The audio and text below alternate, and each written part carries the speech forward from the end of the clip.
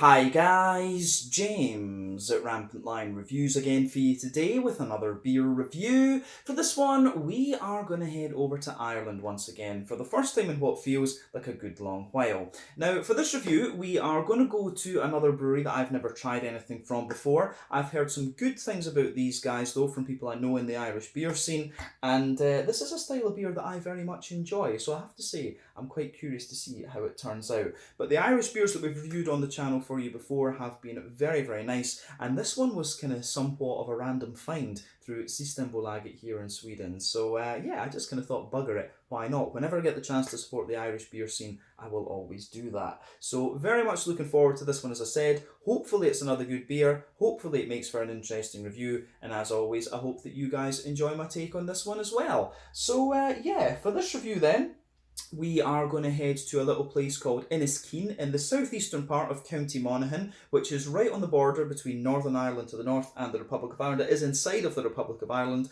just a little bit to the west of Dundalk. But for this review, we are going to have a look at my first beer from Brehon Brewhouse. So this particular beer is called Red Right Hand. It comes in at 11% ABV, and this one is a barley wine. Now, I was thinking about this just before I started filming, and this may well be the first Irish barley wine that I've ever tried. I will need to check that after the video, and I should have done it beforehand, right enough. But that is another interesting point that I can make about this video. But yeah, the Red Right Hand, an 11% barley wine from Brehon Brewhouse in Inniskeen, County Monaghan. Let's crack on with this one then and see how we go. So, as always with my reviews then, I'll tell you a little bit about the brewery before we taste the beer. If you want to get straight to the tasting, just fast forward. All the usual links are in the video description below. That's the brewery website, the link to my other reviews that I'll do in the future from Brehon Brewhouse. This is the very first time I'm trying one of their beers, as I mentioned, but hopefully not the last. But there's all the usual social media down there. If you want to see more reviews, do please consider subscribing to the channel. The whole channel, of course, has a geography-based tagging system, so you can go into the homepage and search for beer based on country, city, state, county, province, prefecture, whatever it is you happen to be interested in. Do check out the playlists of beers from different countries. There is one there for all the Irish beers that I've reviewed for you, and that's being added to whenever I get the opportunity. And as always, please do get in touch and let me know some of the other beers and breweries that you guys would like to see me review. It's always great to hear from you guys that are watching the videos, and the support that you show the channel is hugely appreciated. Since this is an Irish beer review as well, a couple of shout outs to some of my beer tubing colleagues. First to Brendan Sewell of Views on Brews, an English guy who moved to Ireland and he knows the Irish beer scene very well. And there's also Thomas as well of Thomas Window Beer Reviews. So do make sure you check out both of their channels. I'll try to remember to put the links to them in the video description below. But lovely guys, and both know their beer very well. So go and give them your support, that would be great. But let's get on to the brewery notes and we'll talk a little bit about Brehon Brewhouse then. So Brehon Brewhouse, as I've mentioned to you already, are based in Inniskeen, which is to the west of Dundalk, but that is just over the border into County Monaghan. It's in the very southeastern part of County Monaghan, and this is in the Ulster region, but in the Republic of Ireland. Now remember, there are 6 counties that compose Northern Ireland, and there are 3 other counties that belong to Ulster as well, but they belong to the Republic of Ireland. So County Monaghan is in the Republic, and it's very close, as I say, to the city of Dundalk in the southeastern corner of County Monaghan. But anyway, the brewery was founded by Seamus McMahon back in 2013 along with his wife Siobhan, and it's based on the family's dairy farm, and the McMahon family have farmed there for generations apparently. But Seamus wanted to diversify the family business, and he was also motivated by the fact that there was no craft brewery in County Monaghan. So he decided he was going to convert a calf and machinery shed close to the farmstead into a brewery, and this brewery began operating back in 2014. So he got some financing from Monaghan Enterprise, who encouraged business in the local area, and he hired Phil Bizzle to come in as his head brewer. And Phil was actually a founding member of Beer Ireland, which is an organisation that promotes craft beer across the island of Ireland. But over the last years, these guys have continued to grow the brewery capacity, and they've started exporting their beers as well, hence why I have this one over here in Sweden. But they've also opened up a tap room on site, which is in the old family farmhouse, so you can go and visit that as well. When I do make it to Ireland again, I want to go all the way around and visit all of these breweries, so maybe this is somewhere that I do need to go and check out. But the name Brehon is actually, it's an Irish word. It's taken from the ancient laws of Ireland, and Brehons apparently were used to sit on top of the hills and dispense their judgments over the various clans that lived in Ireland at the time. But one of the Brehon laws was actually that every family had the right to brew beer for themselves. So Seamus kind of says that, he's resurrecting one of the old Brehon laws of Ireland. But as of May 2022, when I'm filming this review for you, these guys have produced 40 different kinds of beer according to Untappd, and many of them are named after things in the local County Monaghan area. They do have a few that use Irish names as well, and as I've mentioned before on the channel, Irish Gaelic and Scottish Gaelic are quite similar. It's kind of like a dialectal difference actually, but yeah, quite interesting languages. I wish we'd got to learn Scottish Gaelic in school actually. It's a bit of a shame that we weren't kind of given that chance. But yeah, that is everything I can tell you about Brehon Brewhouse. As I said, these guys do some really nice beers. They're quite a pioneering brewery. They have quite a smoky IPA from what I understand, so that's one I'll need to keep an eye out for in the future. But Seamus says that he really likes the kind of bigger, stronger beers, so this is probably maybe one of his favourite ones that the brewery have done. But yeah, as I say, that's everything we need to say about Brehon Brewhouse for the moment. If you want to learn more about these guys, you can check out the brewery website, you can follow them on Facebook and Instagram to keep up to date with all the latest goings on, and you can check out the Untappd Rate Beer and Beer Advocate pages to learn a little bit more about all the different beers that these guys have done. But yeah, let's crack on then and have a little look at this beer.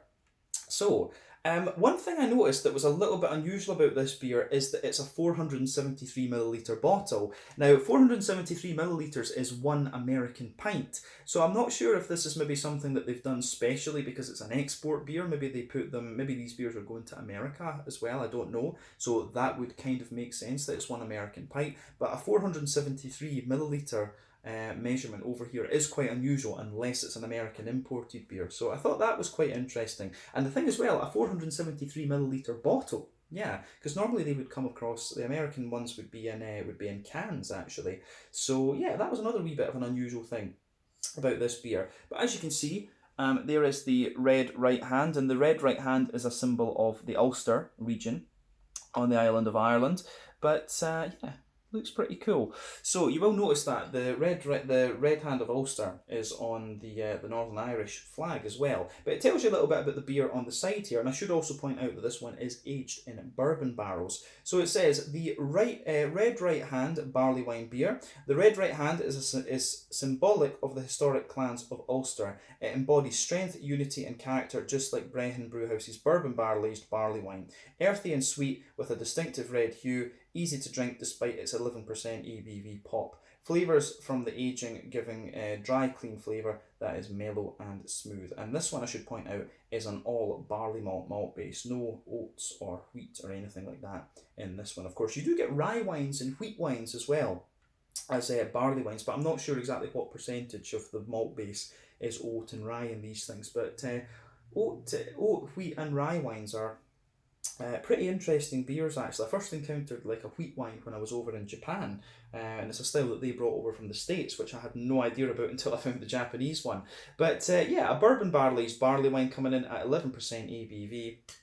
This should be quite nice actually. I've just noticed a little thing on this. This is weird because the bottle, actually, it says there, if you look at the engraving, 500ml, but then if you look on the back, 473. So yeah, not sure exactly what to make of that, because if it's a half litre, that would make sense, to be honest with you. But if it's 473, I'm not sure. Maybe it's just a printing error or something, or maybe they've only measured to put 473 mils in the bottle, because I guess another 20 mils would take it up to about here or something.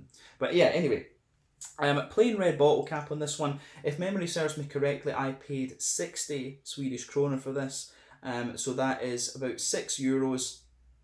That is going to be about maybe £5 sterling, something like that, and a little bit more than $6, like $6.50, something in that kind of region. But yeah, let's get this guy out and we'll get on with the tasting then. Let me just get my bottle opener. Here we go. A little bit of smoke on the opening. Not sure you're going to see that with the white background though, but let's get some of this guy out and into the glass. And this is my Friday afternoon beer. I'm done with all my work for the week, so I'm just going to sip on this and then have a pizza. That's the way to do things. I've got a nice Imperial Stout for later as well. But yeah, there we go. Anyways, so Yeah, this looks pretty damn good, I have to say. The Red Right Hand, an 11% bourbon barrel-aged barley wine. So before the head on this one disappears, I'll say that you can see this beer has poured with just under a finger of a frothy, I would say, light kind of beige coloured head. There are one or two big bubbles sticking toward the side of the glass. There are a few little ones going up toward the bottom of the head there, but overall, it looks very, very nice. Yeah, in terms of the colour, this is quite interesting. So for me, I'm not sure how well it's going to show up on the camera, but this beer does have a very distinctly dark sort of ruby kind of vibe to it. It's like a very dark kind of stained mahogany or chestnutty colour. Now remember, the colour of your beer depends on one, the type of malts that you use. This can go a long way to determining the EBC rating. Two, the length of the wort boil is also going to play a role, because the longer you boil the wort, the more the sugars caramelise, and thus you get a darker colour beer. It's quite often the case that barley wines will have long wort boils, like 4 to 6 hours. This is in comparison to the usual 90-minute wort boils you'll get for some pilsners and Helles, the lager beers, and also the different kinds of IPA. So that's worth bearing in mind, and you get these highly caramelized sugars. But the other things that can affect it would be any barrel aging that you do or any adjuncts that you put into the beer. When it comes to a barley wine, barrel aging can affect it slightly, but this one, as you can see, the colour of this one is like a very, very dark, nice chestnut. It's actually not a million miles away from the same colour as the glass of the bottle, to be honest with you, but when you pass the light through it, it does have a nice kind of red edge to it. But yeah, lovely looking beer, this one, and the appearance of this beer is certainly not out with the realms of possibility from what you would expect of a barley wine of any description. So we need to talk as well a little bit about whether it's an English barley wine or an American barley wine. We'll be able to tell that from the flavour. For me, the English ones tend to be the brown sugars tend to be a little bit more dry and toasty. There's usually a wee bit of breadiness, and the fruits are a little bit more kind of like dried red fruits, whereas the American barley wines are a little bit more kind of straight up and sweet. The fruits are a little bit more sweet, bright and oily. The brown sugars are a bit more kind of straight up and sweet and oily too. So that's another thing to remember about the differences between an English and an American barley wine. But yeah, I think that's everything we need to say about that. So let's have a closer look at the aroma of this one and see how we go. I have to say, I'm very, very curious to see what this beer is going to have in store for us. Oh yeah, I'm going to say straight away that smells really, really nice.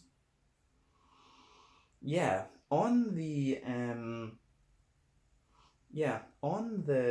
malty, or straight up with this one, you can smell it's got a nice soft bready backbone to it, which I do like, but you've got all these big lovely brown sugary sort of things coming out of it. You've got some nice oily fruits in there, and you just have a wee bit of a kind of green component from the hops lingering there. So beautiful, beautiful barley wine, this one, and I think it's going to open up more and more as we drink it. But I can tell you straight away, this smells like a really pretty damn high quality beer. And that's one of the things that I've noticed with the Irish beer scene. For a long time, it was very, very difficult to get a hold of Irish beers. Then all of a sudden we're getting a lot of them, and the ones that we do get are pretty damn high quality. But this is the first time I've seen Brehon Brewhouse. I've of course got a very good contact, Paul, who sorts me out with the Irish beers back in Scotland. So yeah, it's always he always sorts me out with some good stuff. But I don't think he has Brehon on his roster yet. Actually, I think that was something he was maybe hoping to work on.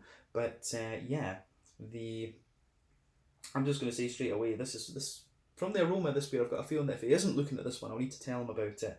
But yeah, the aroma coming out of this beer, I think, is very, very nice. So yeah, we'll go through this a little bit more in depth as we always do on the channel. So the backbone of this beer, you can smell that lovely, smooth, oaky character coming out of it from the bourbon barrels. Within that, you can smell that slightly sweet bourbon brown sugar compared to Scottish whiskey, Scotch whiskey, Irish whiskey. I think the American bourbons always tend to be a little bit sweeter and more brown sugary. This is always the thing. When the Americans get their hands on something from Europe, they always make it sweeter and more, kind of just bright in flavour and things like that. So you can smell that with the bourbon here. You've got that smooth oaky note. There's a little bit of a vanilla, kind of butterscotchy sort of thing in there as well. Then you've got that kind of bourbon brown sugar kind of note coming out of this one, which is certainly quite interesting.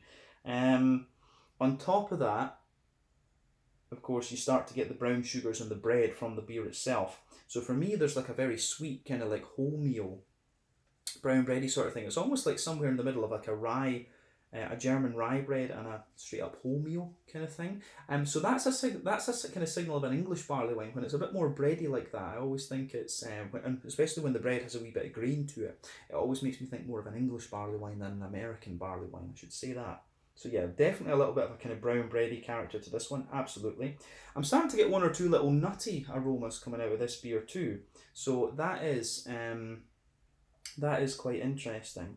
Um, so yeah, the aroma that's coming out of this beer is is really nice in that sense. So the bread, I think, in fairness, the bread, the more that I smell the bread, it actually does become like a kind of sweeter brown bread. But yeah, on top of all that, you start to get these brown sugars, and it's interesting with this one because the brown sugars. Going from the colour of this beer, I would have guessed that it had quite a long wort boil. And in that case, what usually happens is that you get these big treacle molasses type notes out of the beer, and then you can smell a bit of leatheriness to it as well. But I would say the brown sugars in this beer are kind of, you do get a little bit of that leatheriness, but for the most part, the brown sugars for me are quite bright. There is a straight up sweet caramel there. There's a teeny little bit of that treacle molasses sort of thing, and a wee bit of the leatheriness. But yeah, otherwise it's quite it's really quite interesting from that perspective. It does. I do get a little bit of a like McVitie's digestive biscuity kind of character out of this one. But yeah, for me, if I think about other barley wines that I've had, it's actually quite a woody, bready, and bright brown sugary barley wine. So I have to say, I think this is quite interesting. There are one or two little English characteristics in there, like the slight dryness that it has and the breadiness, but the sweetness it has is distinctly more American, I would say. So I do like that about this one. It's showing you a little bit of both, and I don't know if they brewed it with the intention of being an English barley wine or an American barley wine, but you know, quite often I think these days folk just want to brew a barley wine that tastes nice, which there's nothing wrong with, of course. So yeah, it's quite that's quite an interesting thing just to think about. But other than that, to be honest with you, I don't think there's anything else we really need to say about the malt base. I think we've covered it. Let's look at the hoppy and fruity side of things then. So obviously this is a barley wine. It's not the most hop forward of beers. But they will use hops in them, and of course this one's barrel aged as well, so quite a lot of the hoppy character will have dropped out of this one when it's been aged. And I think it's been, just going from the date on this, I think maybe it's been in the bottle. The best before date is 2024, so maybe it's been bottled back in September, yeah, the 30th of September 2024. I guess maybe it's been bottled in September of last year, so it's about 8 months old just now, which is good. You want to leave a barley wine for at least 6 months, I think, just so it can mature a wee bit. If you drink them fresh, they can be all right, but not in their prime, I would say. But yeah, with this one, you can smell there is still a little bit of the hoppy character lingering there. So there's a teeny little bit of earthiness, but you will notice at the front of the nose there's a wee bit of grassy character and a little bit of floral note as well. And in fairness, it does still have a wee touch of zesty character to it, but obviously the longer that you leave this beer in the bottle, the more that's going to drop out. But it's quite interesting that some of that green component from the hop still comes out in this one. So yeah, I like how this goes together from that side of things too. On the fruity side of things then, it's kind of what you would expect. It's got a little bit of the dry fruity character of the English barley wine. So there are things in there like, you know, prunes and a little bit of a datey character for me, maybe a little bit of sultana. But then I'm also getting the kind of more oily fruits, like I'm getting a little bit of blackcurrant and blackberry, and also some fig and kind of raisiny notes as well. So it's got a bit of that, you know, more bright, oily fruit that you'd expect from the American barley wine, but also the drier kind of thing that you would find from the English barley wine. So yeah, this one's showing a little bit of both sides of the coin, if you like. I do like that about it.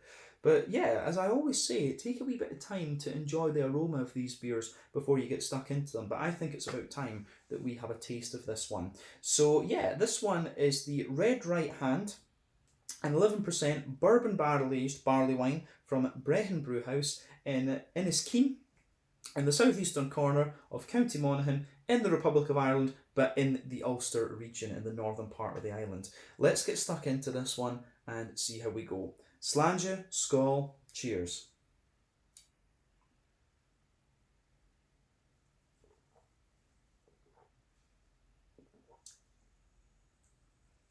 Ooh, that's nice. I really am very curious now as to whether this is the first Irish barley wine that I've tried.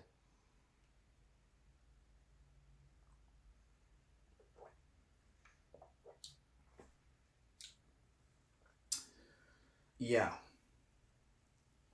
that is pretty damn solid, I have to say. I'm going to say straight away, the first thing I'm noticing about this is it's very smooth, really quite oily, but at the same time it feels kind of slick, and I think it's the barrel aging that's doing that. Barrel aging, you always kind of sacrifice a little bit of the mouthfeel to get some of these kind of more infused flavours, if you like, but you're also getting a nice little bit of hoppiness out of this one. I actually find this beer, just on the first sip, it actually feels, it's got a fair little bit of bitterness to it, which is interesting.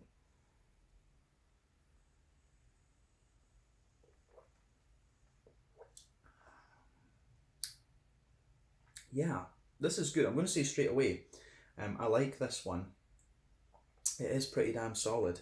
Yeah, this is just going to be a sipper for the rest of the afternoon, to be honest with you. Give me a little bit of a buzz. I finished all my work, so it's been a bit of a stressful week with programming and things, stuff not working and having to figure out why. Yeah, why not? Enjoy a big bottle of barley wine. That's how you do it. But yeah, this is pretty awesome. And again, it seems like these guys are another quality Irish brewery, so I'll need to try a few more of their kind of more sessionable beers, should we say. But yeah, let's keep going with this one. I'll break it down for you and just describe the flavour a wee bit more in depth, as I always do.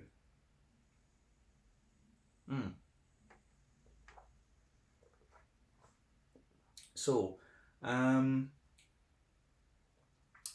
so the backbone of this beer then, it's kind of interesting because the woodiness isn't quite as big as I thought it might be, but we'll focus on that middle third of the palate for just now. So the backbone of the beer, you can feel that smooth, slightly oaky, woody sort of thing there. And then toward the front of it, towards the front of that middle third of the palate, you will get a wee touch of like a vanilla and kind of nutty character, but the woody note in this beer is actually, it really takes a back seat to some of the other things in my opinion, so I was quite surprised about that. But then on top of that, quite quickly, you can feel the kind of bourbon sugar, you can feel the bourbon brown sugar, and I think the woody side of that and the bourbon brown sugars come out a little bit more the further you go into the aftertaste, of course.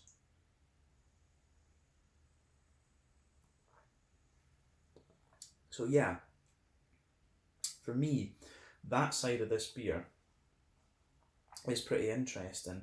The woody backbone, as I say, when you first take this beer in, you don't notice the woody side of things so much, but it really comes out the further, the more you let this beer sit. You've seen how long it was since I've taken a sip of this one, but yeah, I think the woody side of the beer does take a wee bit of time to come out actually. So yeah, that's quite interesting. But on top of that bourbon brown sugar layer, you start to get the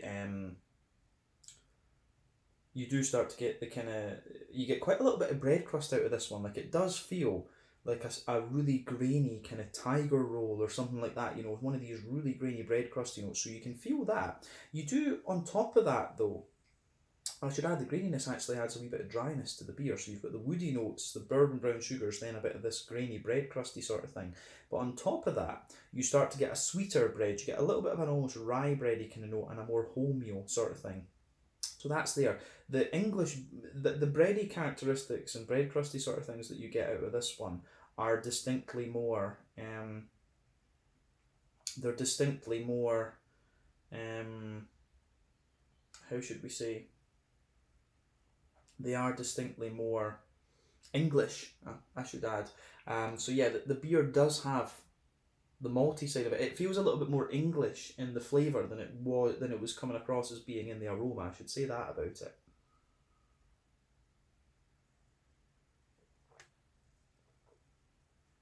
But in fairness, on top of the bready layer, when the brown sugars start to come out, and I will point out within the bready layer, the more and more that I drink of this one, the more the kind of nutty and slightly vanilla notes come out of this beer, but on top of that bready layer you've got the brown sugars. So it's kind of interesting because if you go right to the dead centre, you've got this really concentrated, you do have this really concentrated,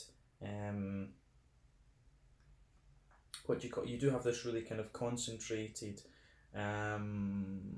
treacle molasses sort of thing, so you've got that in there. But then as you move further out from that, you can get the more sweeter caramel, and then as you move to the extremities of that middle third of the palate, you start to get like a bit of a McVitie's digestive biscuity sort of thing. And I think into the aftertaste, within the sweet caramel part of it, you get a wee bit of that sort of Werther's Original butter candy, butterscotchy thing coming out of this one, but you can feel the booze in this beer. 11%, I have had barley wines at this percentage before and higher, but this one does actually feel quite boozy, and I would hazard a guess that that's maybe because of the mouthfeel on this one. Of course, when you age these, it's been a while actually when I think about it since I've had a barrel aged barley wine actually, so that's worth mentioning as well. So yeah, the that side of things is pretty cool. But yeah, you can feel this one. I think feels a bit more boozy because the mouthfeel is lighter from the barrel aging, and I would suspect that's what it is. But that's not a down point of the beer. It just feels a little bit more boozy. When you buy a barley wine, you know what you're doing. You know what you're in for. You know you're in for a big boozy bastard of a beer. But yeah, this is nice, as I say. I don't think we've got anything else we need to say about the middle third of the palate. Let's focus on the back third.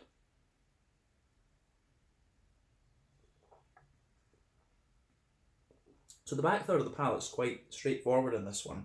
So the border region between middle third and back third of the palate, you get a little bit of a bready build up there. The base of the beer again is the kind of woody note there, and the wood feels a little bit drier. Remember, the sweeter flavours come out further forward on the palate, the kind of more dry and bitter flavours come out towards the back. So yeah, back third of your palate, in the middle, you have the you certainly have a bit of that drier, smooth oak. On top of that, you start to get the you can feel the bready layer, and the bready layer again, you get that really grainy kind of dry bread crust, and on top of that, you get the sweeter kind of wholemeal rye bread sort of thing, but it's a wee bit more grainy as well. It is definitely a little bit more grainy and dry, so that's distinctive too. Then on top of all of that, you do have the on top of all of that, you've got the kind of yeasty component of the beer, so you can feel that more dense, doughy, brown bready sort of thing with the yeast, and then it's got a wee bit of a more kind of grainy edge to it, but that sits on top of everything else in this on that back third of the palate. You can certainly see the back third of the palate, the flavour is definitely taller. Then as you come further forward into the middle third of the palate, it just condenses down a wee bit. But that's everything we need to say about the malty and yeasty side of the beer. Let's go on to the hoppy and fruity side of things. The back corners of the palate, definitely, it's a wee bit, it is a wee bit more kind of earthy. You do get some of that. But as you come further forward along the sides of the palate with this one, this beer actually does have quite a spicy and almost piney resinous character to it. I wouldn't be surprised if this has a mix of like Columbus and Chinook in it. There's something very distinctive and very old school West Coast about this. So I would really not be surprised if there's Columbus and Chinook hops from America in this one. Chinook, of course, gives you that big piney resinous note, but this beer is actually quite spicy in that sense, and that's what makes me think Columbus. So yeah, Columbus doesn't give you much in the way of flavour, it just gives you that big, spicy, floral aromatic note, whereas Chinook can give you a bit of grapefruit, but we'll come to that in a minute. But yeah, you can feel that big, bitter, kind of spicy note out of this beer, and it's surprising when I think it's been in the bottle 6 months, and also that it's a bourbon barrel-aged beer, because you would have thought that would have all gone, but this beer does have a distinctive hoppy bite to it, to be honest with you. So yeah, another interesting point about this one. Yeah, on the around the front of the palate, then you do get a little bit of a lighter grassy note, and it's got a wee touch of an oily character to it for sure. So yeah, that works.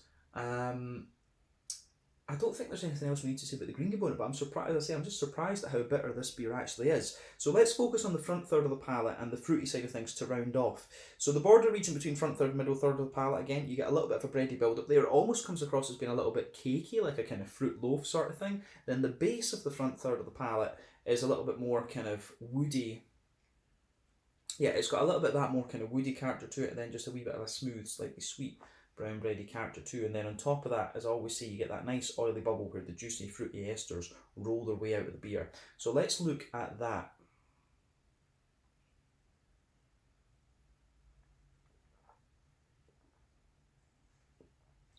So yeah,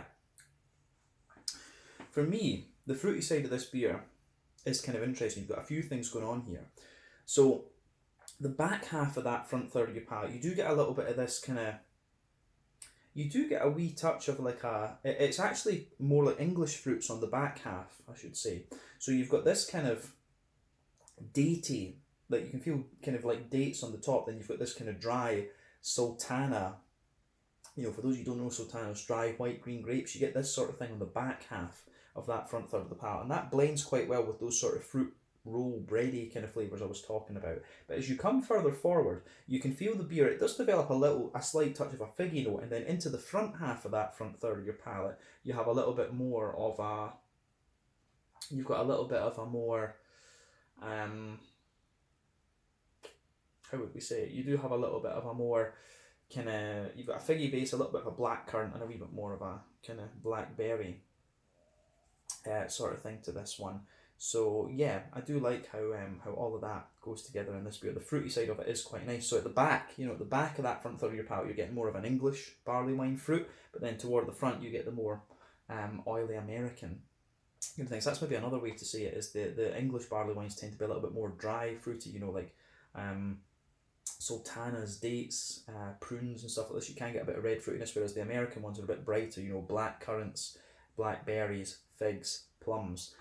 That's a good distinction. So the fruitiness actually finds a good middle ground between the two different barley wine styles. But yeah, other than that, I don't think there's anything else we need to really say about the flavour of this beer. It's really nice and just well done. You can't really ask for much more, to be honest with you. So let's round off the review with a wee look at the mouthfeel.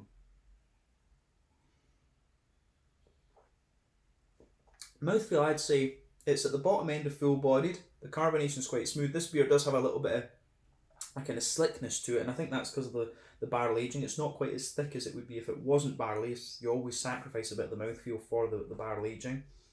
So yeah, and of course the Irish water, like the Scottish water, like the Nordic water that we have, feels clean. So that's another thing you're going to notice about this one. It's going to make that mouthfeel just feel a little bit lighter. But yeah, it's definitely an interesting one, this. From that perspective, really nice kind of clean, slick mouthfeel. But in terms of hoppy bitterness, I actually think this one's fairly high. I wouldn't be surprised if this is like, 80 IBUs, something like that. It does have a fair wee bit of bitterness, but as I've said, the surprising thing about that is when you consider bourbon barley, so hoppiness drops out, then this beer has been in the bottle 6 months, so the hoppy character is going to drop out as well. But in fairness, it is higher alcohol, so it's going to hold some of the hoppiness at the same time. So yeah, a bit of a kind of double thing going on there. But yeah, I think this is a fairly bitter beer, like, 7, I think it's maybe 80 IBUs, something like that. The malty base, as we said, it's got a really nice smoothness to it, a bit of grainy breadiness. It shows you a wee bit of dryness and also a bit of an oily sweetness too. But then on the kind of fruity side of things, I think it's also very, very nice. But yeah, it gets a big thumbs up from me. I really like how this one goes together. It shows you a mixture of American and English characteristics, but the most important thing is it's a solid beer, and I've enjoyed my first experience with Brehon Brewhouse. So yeah, let's leave it at that for this one. This was the Red Right Hand and 11% barley wine, bourbon barrel aged, from Brehon Brewhouse in Inniskeen, County Monaghan, Ulster, in the Republic of Ireland. Once again, thank you for watching my beer reviews. Until the next time, please like, subscribe, share, all the usual YouTube stuff. Let me know your own thoughts on this beer in the comment section below. Let me know what your favourite beers are from Brehon Brewhouse. Do go and check out Brendan at Views on Brews and Thomas at Window Beer Reviews. Two guys in Ireland, I should say, because Brendan is English. Two guys in Ireland who are doing some really, really nice videos. Go and give them your support, and do let me know some other Irish beers and breweries that I should be checking out. But thank you again for watching. Check out my social media, check out Brehon Brewhouse's social media, and I'll see you guys in the next review. Hopefully some more Irish beers to review for you very, very soon. Slàinte, skål, cheers.